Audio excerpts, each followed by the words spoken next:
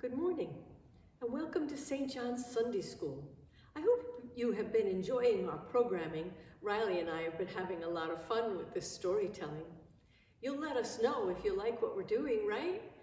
Okay, so last week, Riley told you all about Joseph and his mean brothers selling him off to a caravan of traveling merchants, and he wound up in Egypt. Egypt was a long way from where he was, and he had traveled in an open cart.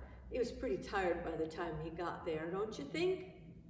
But anyway, when he got to Egypt, Joseph became part of the household of a wealthy merchant.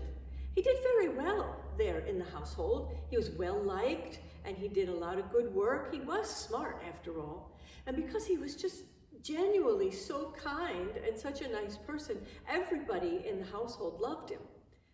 The trouble with that is it made his master just a little bit jealous because, well, everybody liked Joseph better than they liked the master. So the master accused Joseph of stealing, and Joseph got sent to prison. Well, Joseph knew somehow in his heart that the God in whom he trusted his life would make good of all of this nonsense and all of this meanness that was all around him. That somehow Joseph was going to be all right. So even in prison, he continued to be a nice person, to be genuinely kind and good to the people around him. One day, as it happened, he heard people talking about their dreams, and he interpreted their dreams for them. Do you know what interpreting means? It means that he told them what their dreams meant. Well, one of the fellows' dreams meant that he was going to go home and get out of prison. Well, that was terrific news to everybody. And then soon everybody began to come and tell Joseph their dreams and ask him to tell them what it meant. Well, word spread about this skill that Joseph had because he was correctly interpreting their dreams.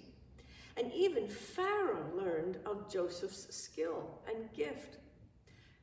And he was troubled by a dream, so Pharaoh sent his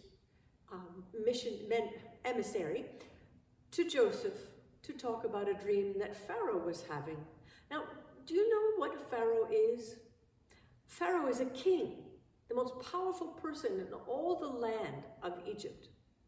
And he went to Joseph in prison to find out what the dream he was having meant. Joseph listened carefully, and he said, "Your dream means that here in the land of Egypt, there will be 7 years of feast and 7 years of famine." Now, feast means that there's all good stuff to eat, right? There's lots of grain in the field and lots of corn on the cob and lots of broccoli and potatoes and plenty to eat and plenty of water, and all the livestock are growing big and strong, and there's plenty of fish in the sea. But a famine means that all those things are the opposite. The grain isn't doing well. The weevils are eating the corn. The livestock have no water to drink. Everything is drying up. So Joseph said, "You'll have 7 years of feast and 7 years of famine, and you must prepare in the 7 years of feast so that you can survive the 7 years of famine."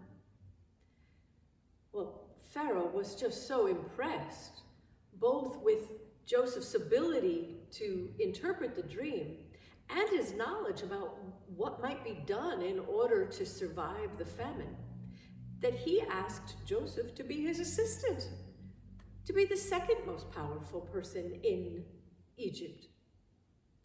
And that's how God made good of the evil that had been visited on Joseph. God made Joseph strong and powerful and flourishing. And all the while, Joseph kept his faith. He trusted in God. He continued to be genuinely kind and caring. And for this, God stayed with him through it all and helped him to see light on the other side of the trouble. God does the same for you and I. God will stay with us even when we are in trouble and will help us to see light and come out to the other side in good. I pray that God take good care of you and that as you get ready for Thanksgiving, you stay healthy and you have great fun getting together with all your relatives, which you may not have been able to do last year. God bless you all, and may the peace of the Lord be always with you. Amen.